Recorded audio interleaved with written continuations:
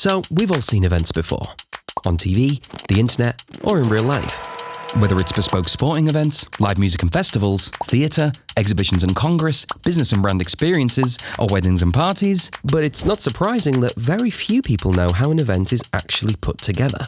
Not to mention all of the people behind the scenes who make it happen. I mean, it's just an artist, a sound person, and a lighting person, right? Well, not quite.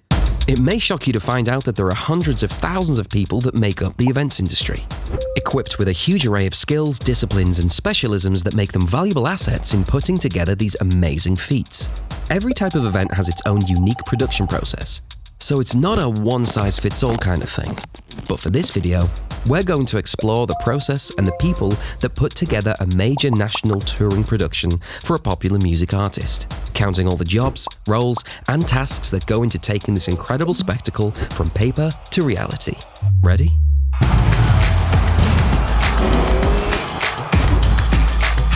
So, let's start with a major artist and their manager. They've recorded an album and now they want to promote it with a major national tour, so they team up with a promoter, who has a team of bookers, administration staff, designers and marketing experts that book the venues, arrange the fees, package the tour, liaise with a ticketing partner, and make the tour a reality. Once that's done, we now have a poster created, ticket links generated, and the artist can announce the tour. So now the venues, dates and locations are in the bag, we need a show to take on the road. And for this, the management team needs three things: a creative show design team, a production manager, and a technical production company. The creative show design team has a creative lead who talks to the artist and gets all of their inspiration and ideas for the show. This creative lead then takes those initial ideas and utilizes their team of 3D modelers, visual artists, lighting designers, and concept designers to come up with the stage, lighting, and content designs for the show, including any variations that occur for songs in the artist's set list. All of this is then compiled into a creative treatment, which is then sent to the artist for approval. And as long as the artist is happy, it's signed off and handed over to our production manager, who takes this creative treatment and liaises with the technical production companies to figure out what's required to make it a reality. And this all starts with the account manager. And the account manager's first job is to get all of the vital information about the gig. I'm looking for dates, a location, what screens they want, what lighting fixtures they want, what consoles they want. And the account manager needs to use this information to create two things. One, an idea of what the gig will look like, and number two, a quote, or a price, which is what the client will end up paying in order to make the gig happen. But in order to get that quote, we need to hand this through a few more people.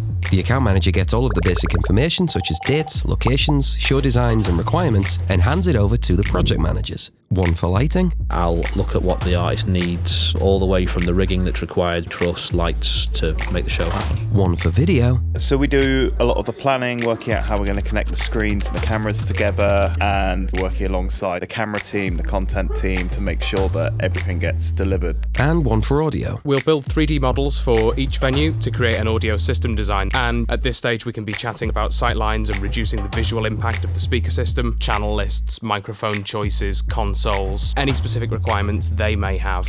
And once each project manager has figured out exactly how they can make the gig happen, we compile all of this into a big technical plan, or CAD. A pre-visualization designer then takes this CAD and converts it into a 3D model of the gig, of which reference images and videos are made so that the client can see what the gig will look like before they press go. All of this then goes back to the account manager. I'll quote everything up to include crew, equipment, transport, as well as attaching any health and safety documentation, and then I'll get that sent off to the client. And once the client approves, it's finally time to make the gig happen. After receiving the green light, the account manager hands this all back to a lead project manager who then hands the signed-off designs to two teams. Firstly, the technical team, who do quite a lot of things. We cover all disciplines, specify equipment, and make sure everything works from a technical perspective. But a lot of this equipment isn't just going to sit on the ground. Things like speakers, lights, and LED wall, well, they're going to be hung from the ceiling, or flown. And if this is a tour, we're not just doing this in one building, but many, many, many buildings of very different sizes. And the person who figures out exactly how we can make this work has quite a niche job. I'm a rigging technical designer. I'm looking at how heavy the rig is, where things need to be positioned, how we're going to get cable to the various positions, and translating it into a set of plans so that the next person can see what it is that they need to achieve. So now we know what we need, when we need it, and how it goes together. it's time to move on to the many other jobs, roles and tasks. And to kick us off, I'm a compliance and health and safety manager. Nah, but in all seriousness, this is actually very important. It's my responsibility to ensure that everyone is safe on site. There are many risks and it's important for me to enforce the health and safety plan as specified within the RAMs. Thanks, Gareth. You're very welcome. So, speaking of people, audio engineers, lighting designers, technicians, riggers, and they're all found and managed by... Head of Logistics. We look after scheduling for our staff and freelance technicians. We also make sure everything's arranged for their travel to and from site and where they'll be staying throughout an event when they get there. Which is all good, but who actually books these people? Well, for that, we need a crew coordinator. My role is to match crew and people to gigs based on their skill level and the equipment that's being used. And that takes care of freelancers. But what about all the full-time staff that we have? I am an HR manager. I help the company recruit new staff. I help with all the contracts and that sort of thing and answer any HR queries that they may have along the way. And let's not forget, all of these people need to be paid. I am a payroll manager. I pay people each month and answer any payroll queries that anyone might have. And speaking about being paid, what happens when we have to pay? I am an assistant management accountant. Mostly I look after purchasing, so I ensure that all the suppliers are paid on time, I make sure pro formas are paid, and I also deal with freelancers and making sure they're paid. But with all this money coming in and going out, we also need to make sure we have someone who's on top of all that. I'm head of finance. I manage day-to-day finances, make sure you've got enough cash to pay suppliers and staff, and obviously report on the financial performance to the board. Okay, so we know how people are kept safe, we also know how they're paid, and how we find them.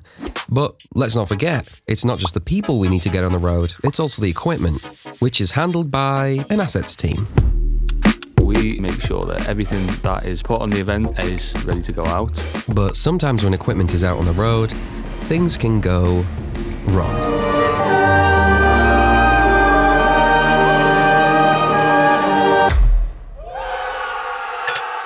Sometimes if things break, it gets fault reported. And that asset, whether it be a console, a light, a speaker or a camera, gets handed over to the service team, who have a team of engineers who can hopefully repair it and get it back out on the road. And speaking of the road, we also need someone who can get all of the people and the equipment to all of the different locations that they need to be, otherwise known as a logistics coordinator. My role is largely organising how the equipment gets from the warehouse to the gig, whether that's through our internal fleet or through external trucking. And when it comes to that equipment, some of it can be quite expensive. So we want to make sure it's properly packaged, and this is where having a team of carpenters and joiners comes in handy. After all these decisions have been made, equipment booked, people hired and locations and dates confirmed, it's finally time to put it all into action.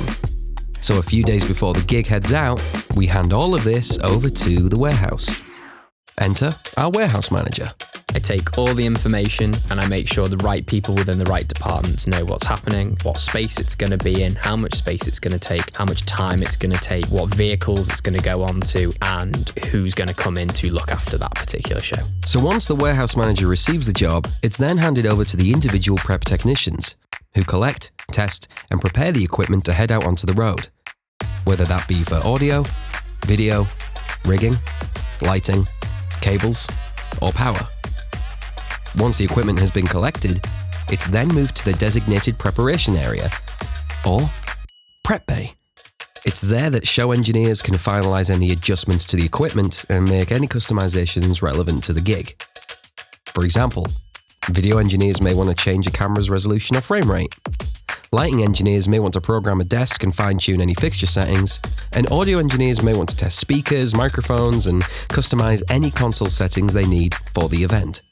Once they're all happy, the equipment is packed down and handed over to a warehouse operative, who are crucial when it comes to getting a gig out the door. The warehouse operatives make sure the correct case is wheeled to the correct loading bay, and then it's over to our dispatch manager.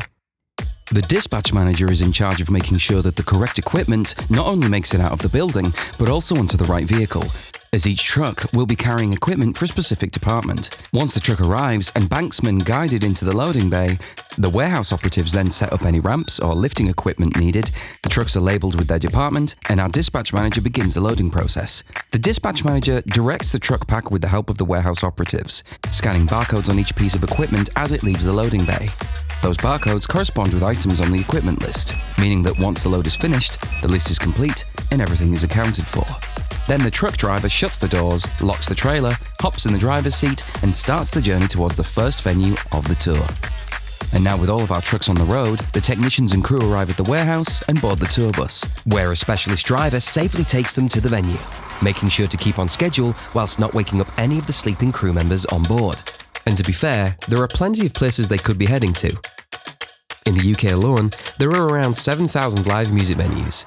17 of them are arenas, more than 200 are stadiums, we have up to 1,000 festivals a year, as well as 4,000 theatres, hundreds of live venues, clubs, bars, academies, halls, and auditoriums. And once the crew and equipment have arrived at the venue chosen for this show, it's finally time to build a gig. Now, gig days are a really well-organised operation, and there's a lot to get through, so this is going to be a big one. First things first, and our venue manager opens up the doors and prepares the arena for the arrival of our first crew members, who are briefed by our health and safety representative, who conducts the health and safety briefing before any work takes place. And once that's complete, up first is the catering team, who bring in and set up all of their touring catering equipment in the venue kitchen, as well as stations for snacks, treats, refreshments, and of course the most important of all, the coffee station. It's this team of chefs and catering staff that will prepare multiple food options for breakfast, lunch, and dinner, ensuring there's something tasty for every dietary requirement. Meanwhile, back in the venue, it's over to our production rigger, who takes our rigging plot, which was put together earlier by our rigging technical designer, and draws marks on the arena floor to indicate the location of each predetermined rigging point. Then our first truck arrives, delivering all of the motors that we need. Our rigging crew then take these motors and wheel each one to its designated mark, opening their cases and dropping their rigging hooks on the floor, making sure to pull out some slack on the chains. Some more riggers then lift these hooks up to the rigging grid via a rope and attach them to their predetermined rigging points. And now we've got rigging underway, we begin the process of tipping the rest of the trucks in a specific order, as determined by our production manager. And this is where we need the help of our crew chief, who liaises with our stage manager to direct the unloading of the trucks using a local crew to move the correct equipment to the correct location. And this will allow our technicians to build their respective departments' equipment. Up first is our dimmer technician, who uses the local crew and any forklift operators required to unload and move the dimmer units to the right location. Then the rest of the lighting fixtures and lighting trusses are unloaded and wheeled to the correct place, where our lighting technicians will join them together and connect any cables before attaching them to the relevant motor and sending them up into the sky. While this is happening, the rest of the trucks are unloaded and their contents wheeled to the correct location. And for those who aren't busy, breakfast is served.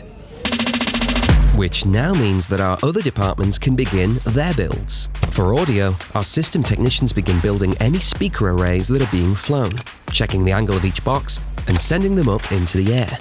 Meanwhile, video technicians begin building LED walls and any projection screens needed for the event. Production carpenters finish any staging elements and pop them into place. And at this point, we visit front of house, where all of the operation equipment for lighting and audio is built, such as the audio mixing console and the lighting operator console. Backstage, our wardrobe designer begins populating dressing rooms with the correct outfits and wardrobe elements for the performing artists. And it's now time for the crew to head back to catering and help themselves to lunch. Back to it. And because this specific show has a rolling stage, the head carpenter gathers all available crew and rolls the stage into place. Once the stage is in position, audio technicians begin positioning any ground-stacked loudspeakers with the help of local crew.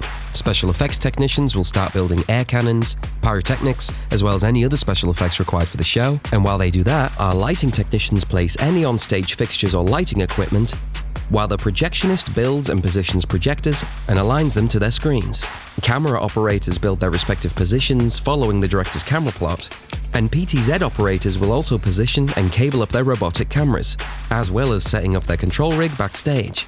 Then the racks engineer checks signal and pictures from all the cameras and ensures all the camera settings, resolutions, and color profiles are matched. The director then checks these pictures and angles to make sure that all the required shots can be achieved. And our media server operator checks playback on any content for the screens. Our lighting designer then heads to front of house and begins programming, checking the alignment of all the lighting fixtures and preparing the rig for the show.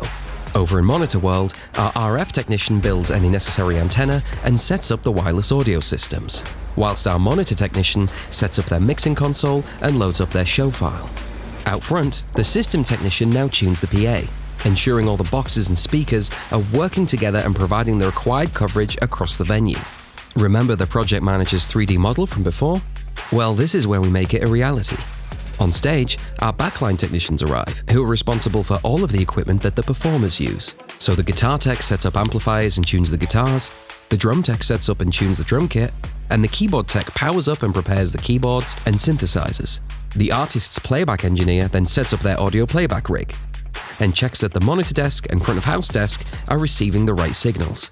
Once the onstage equipment is set up, our patch technician will then mic up all the instruments, amplifiers, and vocalists, assigning the correct input to each channel for the mix and monitor engineers. Back out front, the system technician has finished tuning the PA and hands it over to the front of house mix engineer, who then performs a line check to make sure every microphone and channel signal is being received. The front of house engineer then uses this time to tweak the sound of the PA in preparation for soundcheck. Meanwhile, backstage, our tour manager arrives and catches up with the promoter rep, who checks sightlines, manages seating arrangements, guest lists, and the artist settlement. And as we approach 3 p.m, the artist party starts to arrive. The artist's manager and management team, A&R reps from the artist record label, the artist's personal security team, and the merchandise manager, who starts distributing merchandise to the designated kiosks in the venue. And now it's time for soundcheck.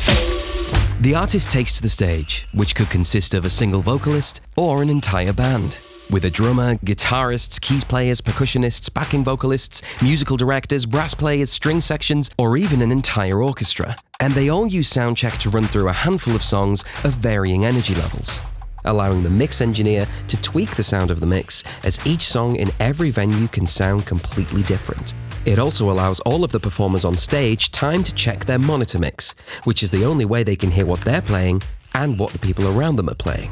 Once soundcheck is complete and everyone is happy, the main artist and band clear the stage and make way for the supporting artist, who also need to soundcheck. The stage is handed over to the support artist's team, who also have their own mix engineer, monitor engineer, lighting designer, and playback engineer. Once they've had their soundcheck and everyone's happy, it's now time for everyone to head back to catering for a well-earned break. And dinner, which allows all of the crew time to eat, chat, rest, and have some all-important downtime before the big show. But for the rest of the venue, it's finally time for doors. So at this point, you may be thinking that the hard work is all over. Well, no. Not only are we bringing back our technicians and engineers to operate the show, but we also now have a whole host of other staff involved. Box office staff to handle ticket collection and sales, bar staff and bar managers to provide refreshments for the crowds, venue reps for VIPs and special guests, merch vendors to sell the artist's merchandise, security personnel to manage entrances, exits, and any situations that might occur, as well as paramedics who are on hand to aid any medical emergencies. Then, of course, we've got photographers, videographers, journalists, and music bloggers, and if this gig is being recorded or broadcast, we then need staff who can manage that, such as a broadcast mix engineer who mixes audio specifically for TV, a broadcast producer who liaises with the live team to make sure everything runs smoothly, and a record engineer who manages the recording of the video and audio captured at the gig. Not to mention, they may also bring even more camera operators, PTZ operators, sound recordists, runners, directors, and post-production managers. And after we've gone through all of this, we welcome in you.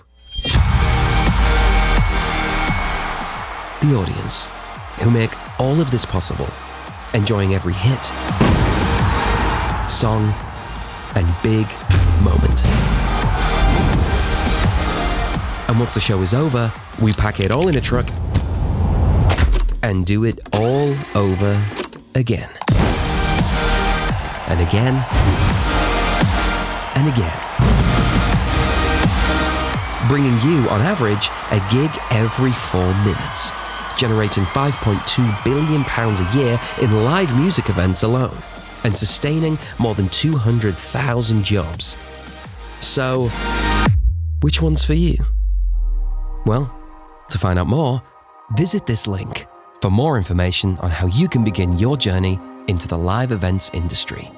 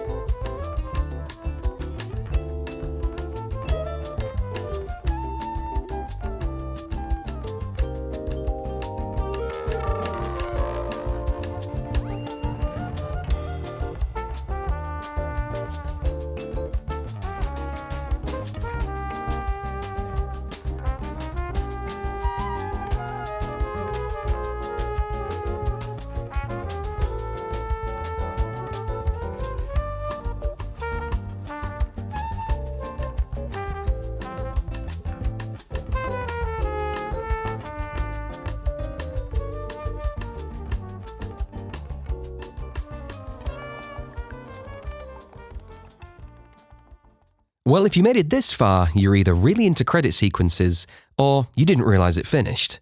Either way, we'd like to share a little bit of an insight with you as to how we made this video. So strap in because it's quite a journey.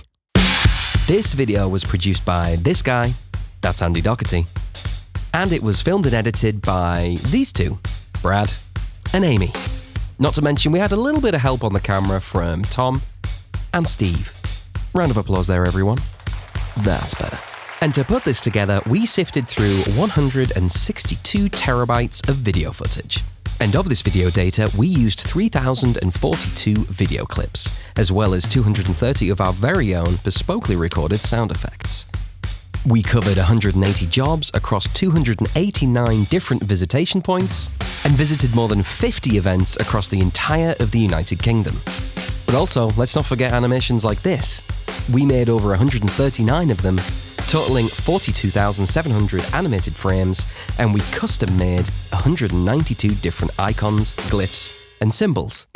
And all of this was done across a 15-month production period, totaling 420 hours of mixing, sound design, sound recording, grading, VFX, motion graphics, and voiceover recording, of which we covered more than 260 different lines. But who actually said them? Well, we can keep that between us, right?